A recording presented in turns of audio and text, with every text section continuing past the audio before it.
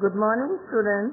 So today we are going to start our new lesson, and it is going to start from page number 10. Okay? I think you had all gone through with the black soil and alluvial soil, and maybe you had seen the map and you've gone through it. So if you are understanding the lesson and you are going with the lesson, then you have to appreciate us, or you have to give some appreciation, at least give a thumbs up. Okay?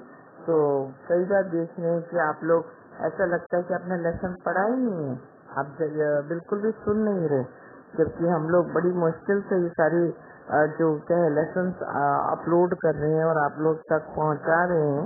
तो आप कम से कम, और कुछ नहीं तो बच्चों, एक Thums up अगर आप देते हैं तो टीचर्स को काफी एनकरेजिंग रहता है, लगता है कि ओके हमारा जो इतना सारा मेहनत है वो कहीं ना कहीं बच्चों तक पहुंच रहा है और बच्चों ने लेसन पढ़ा है।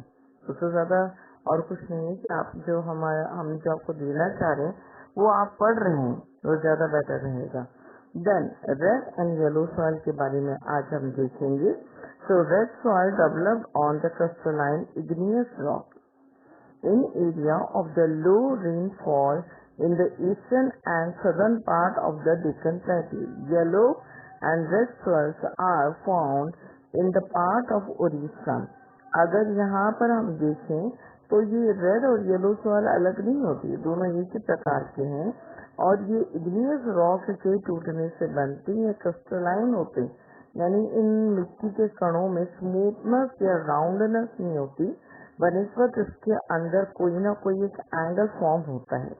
अगर हम देखें तो ईस्ट और साउथ डेक्कन प्लेट्यू के इलाके में पाए जाते हैं और इनका कलर जैसे नाम है वैसे ये कि या तो ये ईंट जैसे रेड और येलो पाए जाते हैं।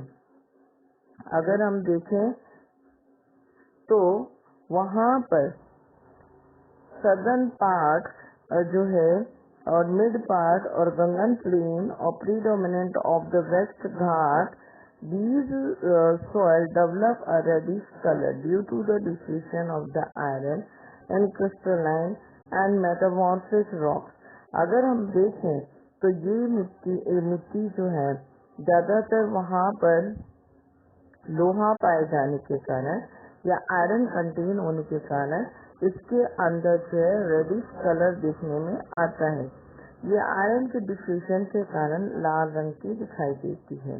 देन अगर हम देखें तो हाइड्रेट फॉर्म होता है तो ये कई बार येलोइश कलर दिखाती है।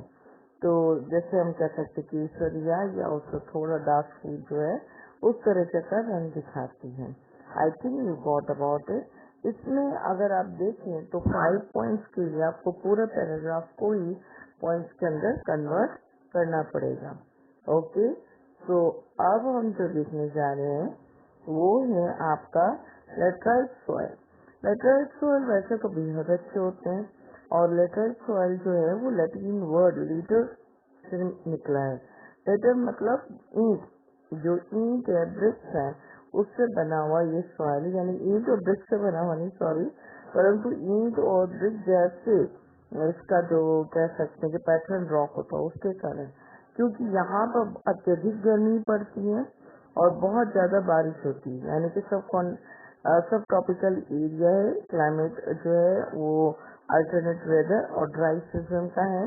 तो इसी कारण से यहाँ पर भारी बारिश के कारण जो इंटेंसिव लिंचिंग हो जाती है, यानी कि पूरी मिट्टी ऊपर की बह के निकलती है। जब मिट्टी ऊपर की बहेगी तो ह्यूमस बहुत कम मात्रा में होगा। सो लेटर सॉइल जो है वो अगर देखें mostly deep into the deep acidic. अगर हम देखें तो पीएच वैल्यू उनका जो है वो क्या होता है, ग्रेटर देन 6.0 रहता है और ये जो है इनके जो हम कह सकते कि जो मिट्टी है वो एसिडिक तरीके की होती है। जनरली हम ये देखें तो in the plant nutrition occur mostly in the south state, western Ghat region of Maharashtra, Odisha and part of the West Bengal and North Eastern region. ये आप जितने पठार वाले इलाके, पर्वत वाले इलाके, यानी कि जमीन जहाँ पे चट्टानी है, वहाँ पर अगर हम देखें तो इस प्रकार का सॉइल जो है वो पाया जाता है। महाराष्ट्र है, उड़ीसा है और दूसरे इलाकों में ऐसे पाए जाते हैं। कि और यहाँ पर अगर हम देखें these soil suppose deciduous and green forest.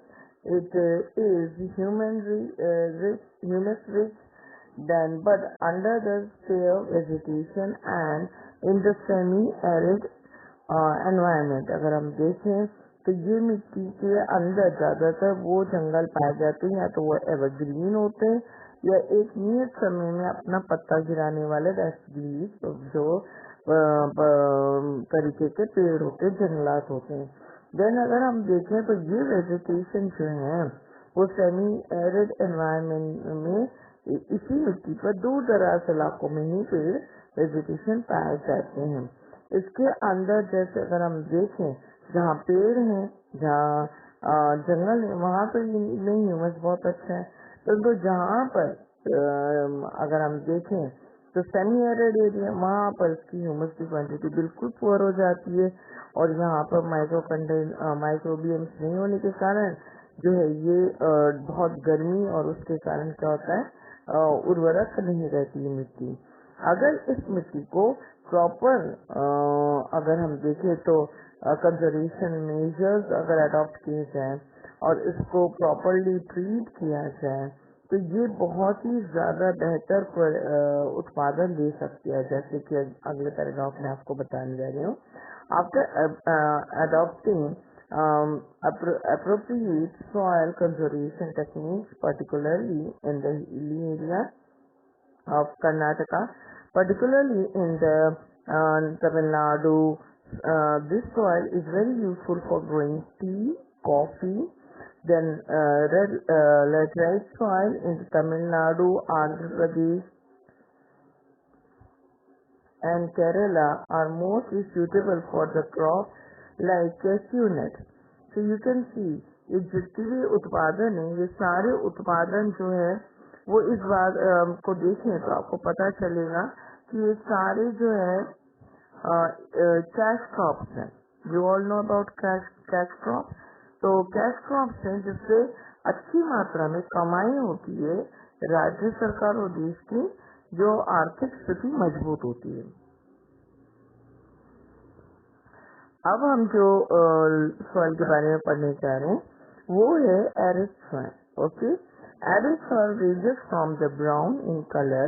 They are generally sandy in the texture and saline in the nature. In some area, the salt content is very high and the common salt obtained by evaporating water, such as we know about Sambar Jheel and local areas. Due to the dry climate, high temperature evaporation is faster and the soil lacks humus and moisture. The lower horizon of the soil are occupied by conker because of the increasing of calcium contained downward. यहाँ पर जिस जमीन के बारे में हम बात करें वो अपनी जमीन है, राजस्थान की जमीन। एरिड जो इलाका होता है वहाँ पर जो मिट्टी का रंग जो है वो जो भूरा और भूरे से लाइट होता जाता है। यहाँ पे ये इसकी मिट्टी जो है वो दानेदार होती है, जैसे कि हम कह सकते हैं रेत के समान होती है। इसकी जो नेचर है ये सलाइन है, जो हम कह सकते हैं खार वाली है। और अगर हम देखें तो उसके अंदर बड़ी मात्रा में नमक पाया जाता है अपने यहाँ पे। तो जहाँ पर अगर हम देखें तो पानी जो है ज्यादा समय तक जमीन पर नहीं टिक पाता और जब पानी नहीं टिक पाता वो इवेपोरेट होकर उड़ जाता है तो उसके अंदर डिकम्पोज होने की प्रक्रिया खत्म हो जाती है। जब डिकम्पोज नहीं होगा कोई चीज तो फर्टिलिटी नहीं बढ़ेगी, ह्यूमस नहीं बनेगा। यही कारण है कि इसके जो है अगर देखें तो उसमें ह्यूमस कंटेंट जो कम होता है और फर्टिलिटी भी कम होती है। इसके अलावा इसके अंदर कैल्शियम कंटेंट और जो हम होने के कारण यहाँ पर जमीन में थोड़ा सा खोदे, थोड़ी सी मिट्टी खोदे तो नीचे आपको क्या मिलेगा, कंकड़ मिलेंगे। तो ये कंकड़ जो है इसलिए बनते हैं क्योंकि वहाँ पे कैल्शियम कंटेंट ज्यादा होता है। इसके बाद ये जो कंकड़ है वो नीचे लेयर बना देते हैं और बॉटम हॉरिजॉन्टल में यानी कि जमीन के नीचे के इलाकों में इनफिल्ट्रेशन ऑफ वाटर का काम करते हैं। देन यहाँ पर हम जो है बार बार इरिटेट करें यानी कि सिंचाई करें और उसको ट्रीटमेंट करें, तब हम क्या कर सकते हैं, इसे कल्टीवेट कर सकते हैं। ज्यादातर राजस्थान के वेस्टर्न भाग, हम लोग ईस्टर्न एरिया में रह रहे हैं, तो वेस्टर्न भाग में अगर हम देखें तो वहाँ पर इस तरह के सॉइल है जिसको ध्यान में रखा जाना जरूरी होता है। देन अब आ रहे हैं आपका फॉरेस्ट सॉइल, यानी कि पहाड़ में और जंगल में यहाँ की सॉइल को अगर हम देखें तो ब्लैक भी हो सकती है, उसके अंदर लेटरल सॉइल भी हो सकता है, रेड सॉइल भी हो सकती है, परंतु वहाँ पे जंगल लगे हुए हैं, समझ में आया। तो इसलिए मिट्टी को मिट्टी के हिसाब से नहीं, वहाँ की ह्यूमस कंटेंट, वहाँ के मटेरियल के हिसाब से, और जो हिमालयन जोन पे और जो नागामी, सिक्किम, इन इलाकों के जोन में उगने वाले जंगल हैं और उससे गिरी टहनियाँ, उससे वहाँ के जानवर, उनके सड़ने से जो बना मिट्टी है, उसके बारे में हम पढ़ने जा रहे हैं। इसीलिए हम इसको एक अलग नाम दे के पढ़ रहे हैं, forest soil. These soils are found in the hilly and mountainous regions where sufficient rainy forests are available. The soil texture varies according to the mountain and environment where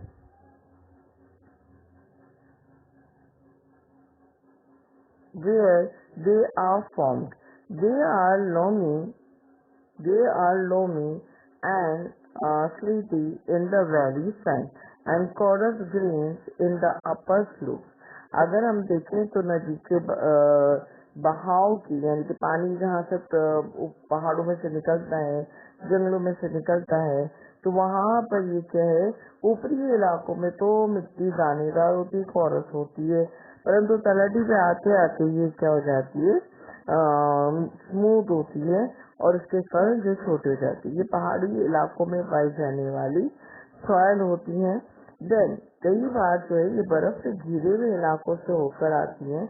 बर्फ जो है वो एक ऐसा सिस्टम है जो ह्यूमस को बनने नहीं देता, क्योंकि वहाँ डिकम्पोजिशन का काम खत्म हो जाता है, वहाँ माइक्रोबियम्स खत्म हो जाते हैं, इसीलिए वहाँ पर ह्यूमस कंटेंट काफी कम होता है और बहुत ज्यादा वाटर ड्यूनेशन होने के कारण, पानी के ठंडे जमे रहने के कारण वहाँ पर बड़े पैमाने में एसिडिटी दिखाई देती है, यानी कि यहाँ का जो पानी है वो एसिडिक हो जाता है और इसी कारण से मिट्टी में भी एसिडिटी दिखाई देती है। The soil found at the lower part of the valley, particularly on the river terraces, alluvial sand and are fertile. इसके अलावा जैसे जैसे तलहटी के हिमालय पहाड़ों के नीचे के, मतलब उनके फुट हिल्स के इलाके पे आते हैं, तो नदियां जो थोड़ी बहुत मिट्टी फैंस के रूप में, यानी कि एक बहाव में लाती है, जमा करके नीचे उतर जाती है, तो वो जरूर फर्टाइल मिट्टी होती है।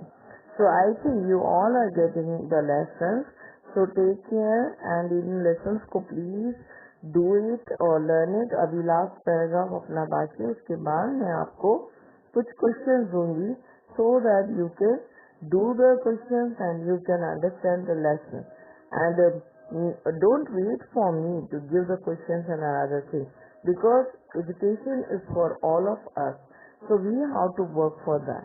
Okay, तो अगर आप देखें तो पेज नंबर 13 में क्वेश्चन 2 और 3 और उनके अंदर क्वेश्चन दिए हुए, तो आप उनको क्या करें, टिक मार्क कर लें, उन्हें ढूंढें और आप उन्हें क्या करें, लर्न करने की कोशिश करें। Is that clear?